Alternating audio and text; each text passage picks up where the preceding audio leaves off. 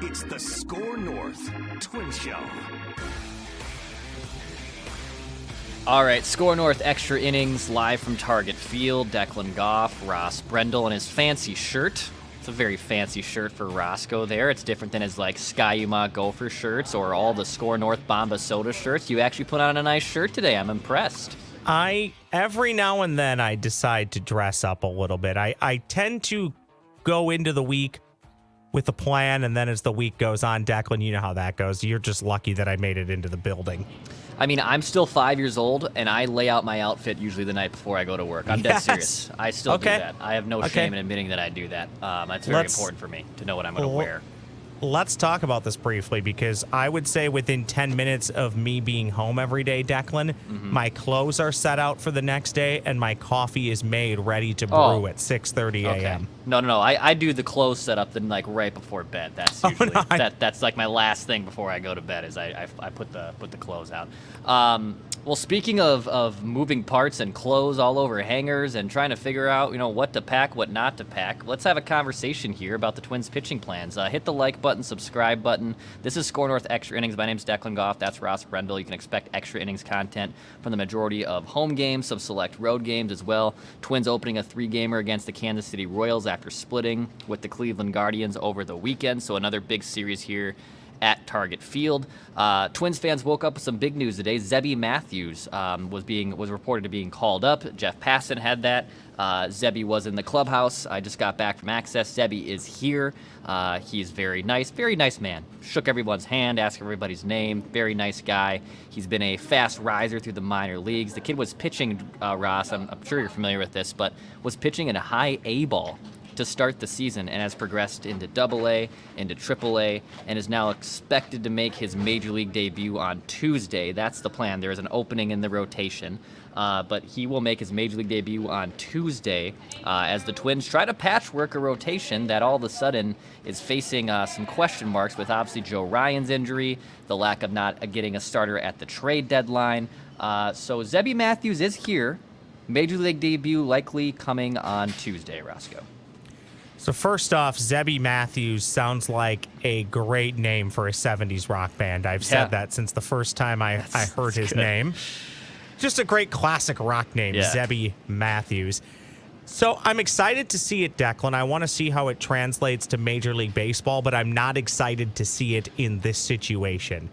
Zebby Matthews should have been given this opportunity maybe in spring training next year, maybe to win a job in spring training next year for the regular season, maybe to be in the rotation next year. Heck, maybe he gets this spot start sometime in late September if you've locked up a playoff spot. Do I think he'll be good? Yeah, I think he'll be fine. I think he'll have some outings. Let's say it's more than one. Let's say it's a handful. I think in that handful, one would probably be pretty good. One would probably be less than stellar. I think it's going to be a lot of what you've seen from David Festa. Maybe not the exact same stuff, obviously, that he's throwing, but I think the results are probably going to be fairly similar. Some that look great, some that look like a guy who's trying to get his feet wet in Major League Baseball. And you hope, even though there was a little bit of regression to the mean, he pitched very well over the weekend, you hope you get more of like a Simeon Woods-Richardson type outing out of Festa and Zebby Matthews when they make these starts. But this is just a really tough spot for these guys to be in, and not just these guys, Declan. It's the organization, because you're now looking at the end of the year trying to secure one of these playoff spots, whether that's the division. I think not getting 3 out of 4 from the Guardians really hurts winning the division, but I don't think it's over. Yep. But you're still trying to hold off half the American League for one of the wild card spots. And Declan, I think you go into these series now or into a 5-man rotation and you say, well, we pretty much have to win every game that Pablo Lopez and Bailey Ober starts, and then can you get one of the other 3? Right. And if you can go 3-2 in every 5-game stretch from here on out, you're probably okay, but that's a big if to assume that you're going to win every start that Pablo Lopez and Bailey Ober make, and that you're going to get 1 or 2 wins from those other guys. So I'm excited for Zebby. Great for him to rise through the organization like he has. I'm just not super thrilled about how it's happened and having to see him now pitch a meaningful game or games for the Minnesota Twins here down the stretch. So when Derek Falvey talked to us on Friday, I mean, he listed basically Zebby by name. So we kind of figured that the Twins were going to see him now because, again, they don't have any other options. They have to go with their internal options that are in the minor leagues, and Zebby being one of them. And keep in mind, too, we're recording this at about 4:30 p.m. on Monday afternoon, evening.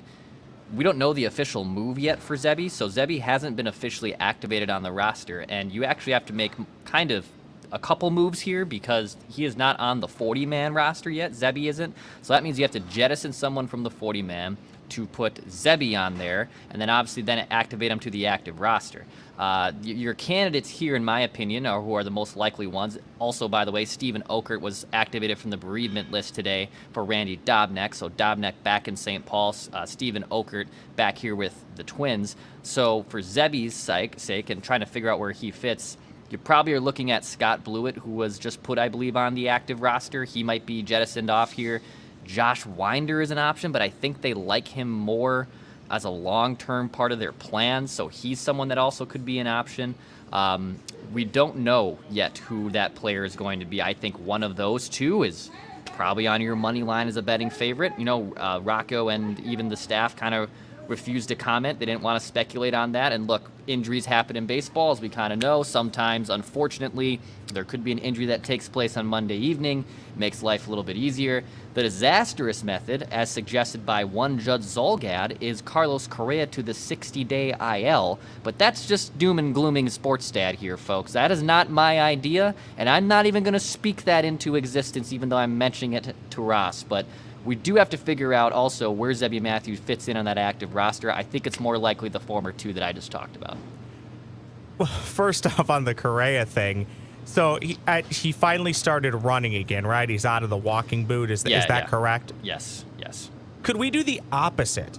And what I mean by that, Declan, instead, I don't want to say they're coddling him, but actually, instead of trying... It was Mackey who suggested Correa. I should respect my sports dad here. I put the wrong name on it. He says Correa with eyeballs, and I don't think that's the case. But yes, he is running and walking. Continue. Sorry for interrupting. Can't we just tell him to run extra hard to the point where that thing finally rips, and then we'll get good Carlos Correa for the final month and a half versus just coddling him together and hoping that he's at least... Because what's best case scenario, Declan? And I don't want to completely dismiss everything you said about Zebby. But when it comes to Carlos Correa, what's best case scenario here until that thing rips? What are you hoping to get? 70, 75% of him? Yeah, so I asked about this. Okay. I asked about this because last year it ripped. They were able to get it out. And now that is still painful, by the way. That's not like an easier, fun process because there still has to be healing involved. But they're not at a point where it's ready to rip, and nor can they go in there and rip it out. Because I asked straight up, I was thinking about that, Ross, on Friday, and I asked Derek Falvey, I said, is this something, and again, executive producer, not a medical doctor, I leave that to the other professionals, and I said, is this at a point where you can, go in there and surgically remove it or, initiate a rip? And he said, nope, that is not an option right now for him. For Carlos, and the update we got from him and from the staff is basically... he's trying to manage playing through pain. And from what I have been told, too, it's running with cleats on that has been the biggest problem. So when he's working out or in a more protective shoe, he actually doesn't feel it as much. Unfortunately, with cleats on, that is where the discomfort has really started for him. So to answer my long-winded answer here is, until it rips or until he finds the right shoes, you're probably talking about a guy who's, at 70 to 80%.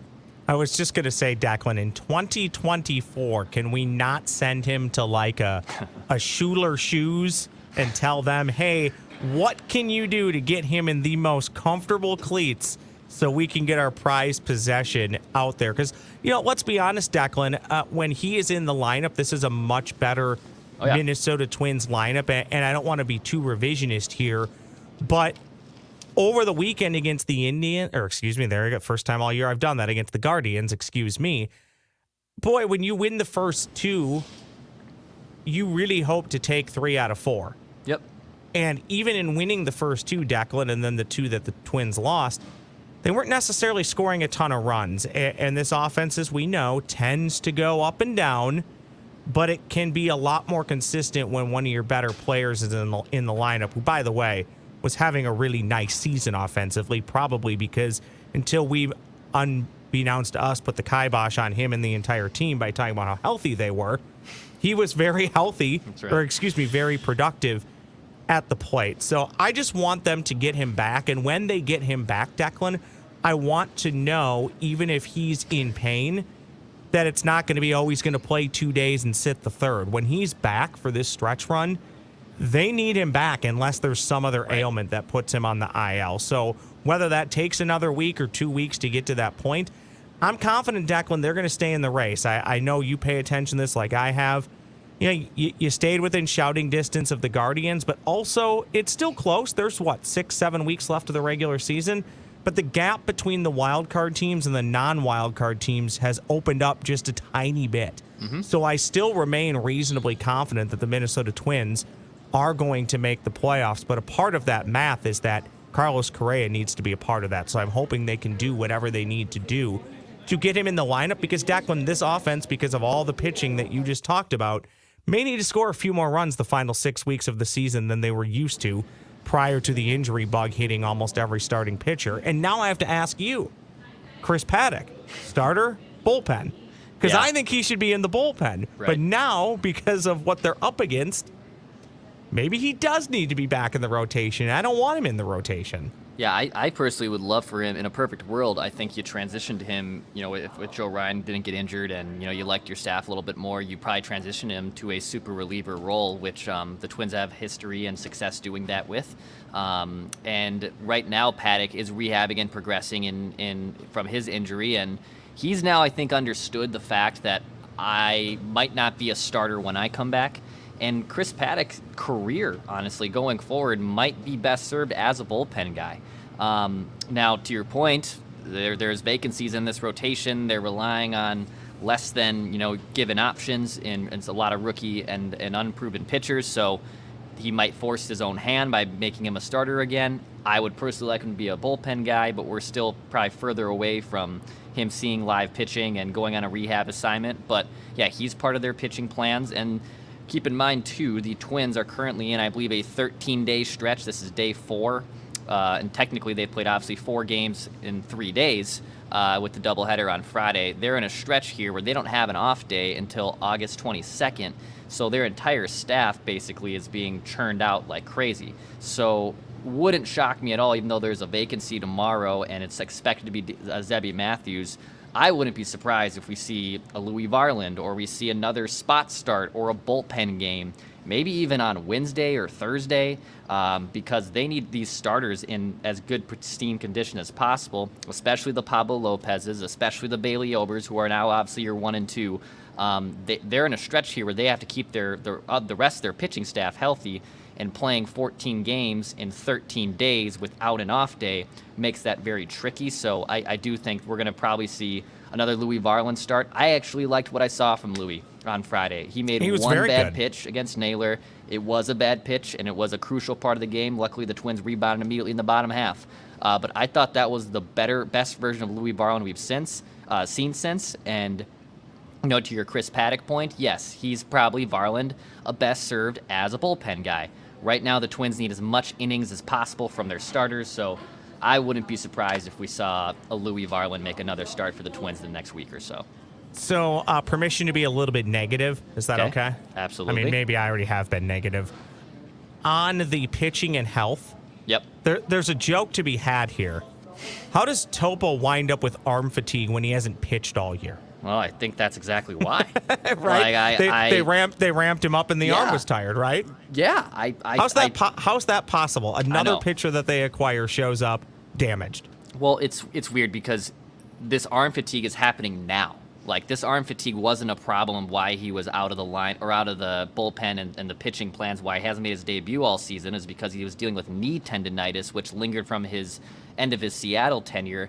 It flared up significantly in spring training. They arrested him. He goes on a rehab assignment, I believe, in around April, May. It flares up again. His velocity isn't there, so they shut him down, ramp him back up again, and the knee is now fine, apparently, but his arm hurts. So the whole thing is just, and that trade, by the way, has been likely a disastrous trade for both teams. I mean, Seattle hasn't been able to get anything out of Jorge Polanco. The Twins might have something in, I believe it's Gabriel Gonzalez, the top 100 prospect. That might be the only saving grace here. And you know how I feel about prospects, especially like ones that aren't generational ones, like trade them away and use them as a chip for something. So yeah, Topa has arm fatigue. That's another part of this conversation.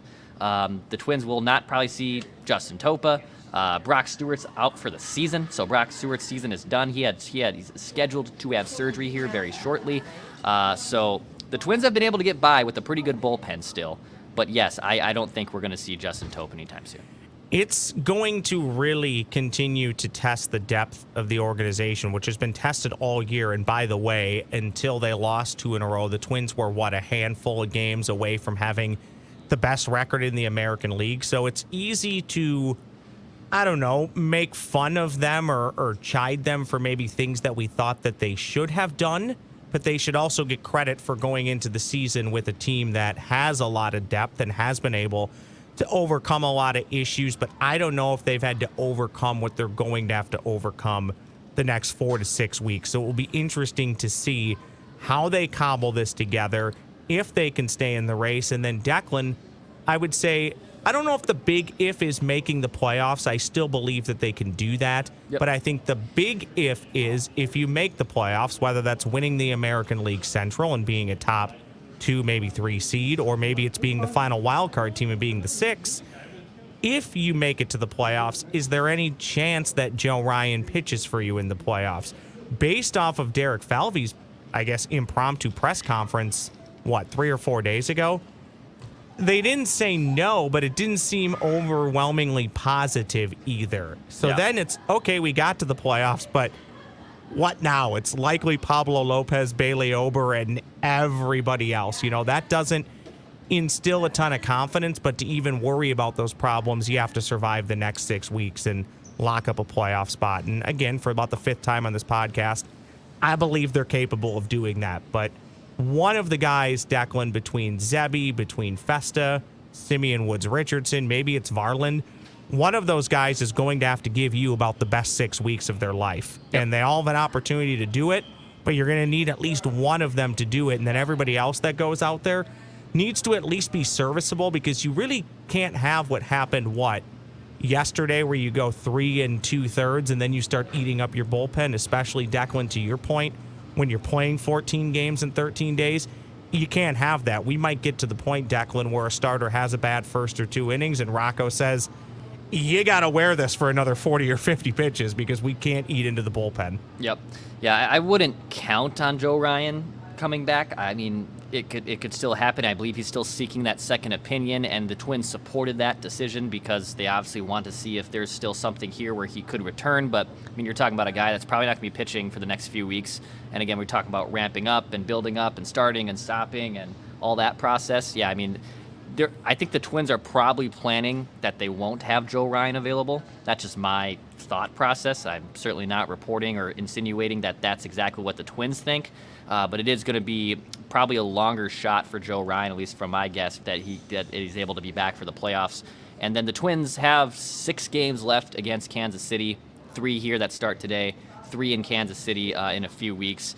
They have 4 against the Guardians. However, the Guardians officially have the tiebreaker over the Twins because they won, I believe, 7 games. So they now have officially that. So in the event the Twins and the Guardians have the same record, the Guards have that tiebreaker, which is a big thing, especially with 3.5 games separating themselves. So the Twins have a chance here to win if they can win basically 2 of the next 6 games against Kansas City.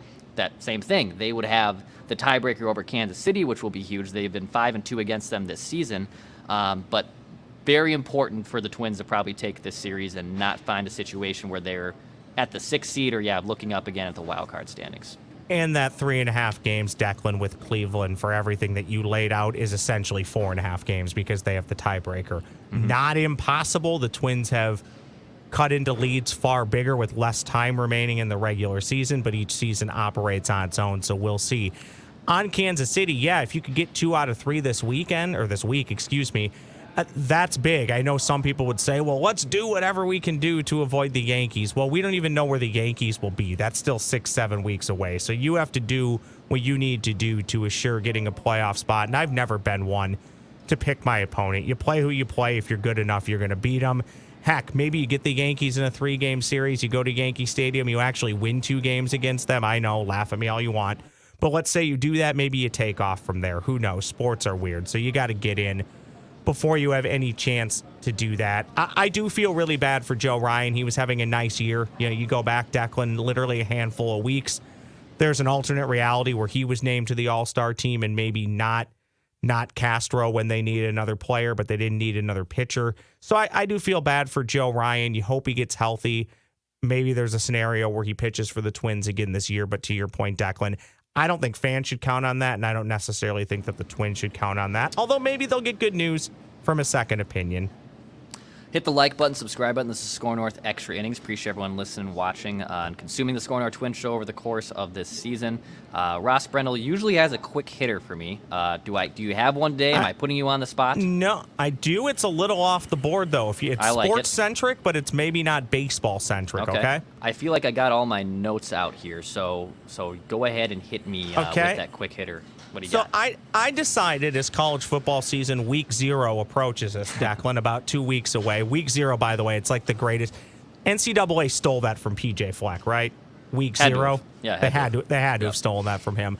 So I decided, it's been about 10 years since I've watched Rudy, and every time I watch the movie, I laugh at it because I think it's preposterous and it's ridiculous, and I can't believe that people think it's this great sports movie. So I don't think it's the worst sports movie, Declan, but I think it's very overrated. And the main reason why I say that is the premise is he came from a working class family, busted his you-know-what off, and got into Notre Dame as a walk-on player and got into a game. I'm sorry, kids. There's nothing special about that. Yeah. That happens on college programs all across the country 10 times over. Every year. It happens at Minnesota. It happens at Cincinnati. It happens at Indiana. It happens at literally name any major college football program. It's not a special story. Your most overrated sports movie is? Ooh, most overrated sports movie. Probably Field of Dreams. Probably Field of Dreams. I think when we did baseball movies, I think you brought this up. So, okay. So you're not even going to go off the board. There's not your disdain for Field of Dreams is so strong. It's so boring. It's just and I'm fine with the drama. I love a good drama movie of anything. I really do. But that one is just it's painful. I can't really get through it. I think it's cool what MLB is doing with Field of Dreams. I think that's badass. I actually think that's really cool that they play that game in Iowa. This has nothing to do with that. I know that it spawns it, but that movie itself, incredibly boring. I do not like it at all. I'm about to say, Friday Night Lights. It's not my cup of tea, but I know why people like it. Like Friday Night Lights is not something I'm gonna stop and watch, and I did not care for the TV show either for the exact reason I just laid out for the movie. But I get why people like Friday Night Lights. But that would be probably a second one for me in terms of movies that I just don't connect with that. Like it doesn't do anything for me in terms of a connection. So I would say those two are probably the ones that come to mind. Well, and I think movies are very subjective. They're just like music. So, you and I'm glad that you're on the right side of history and disliking Rudy like myself, but we're going to get people that say, oh, what are you talking about? It's the greatest movie. That's fine. You're entitled to that opinion, even if it's wrong. I'm just here to tell you that it's not. I will say, decent cast. Like, there's good actors and actresses in the movie. There's just nothing special about it. And by the way, it would help if Notre Dame was actually relevant sometime in the last 30 or 40 years. Maybe I would take the movie a bit more seriously. But then again, I'm a Gopher football fan, so who am I to be throwing shade at relevancy in college football, Declan? Yeah, neither of those movies do anything for me. As a very large trailer walks by me here in the Legends Club, that's exactly what that sound is. It's here to take me away from my Field of Dreams take, I think. Is there food on that trailer, or is that merchandise? They're just two empty trailers. They're just two guys roaming trailers around. Rumor has it that's how they get Taylor Swift in and out of events. Yeah, so popcorn machines. That's what I've heard. She may be there tonight, Declan. That's what I've heard.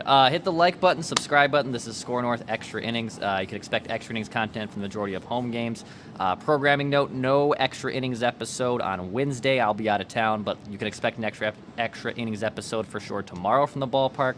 Trevor Plouffe was in Cabo over the weekend. I am hoping he is okay and good to join us for tomorrow's edition of the Might need full to dry SKOR North out Twins for Show. an extra day. Yeah, I should probably send him a text just to confirm that he is in good spirits and in good shape. And who knows with airline problems these days if he even got back.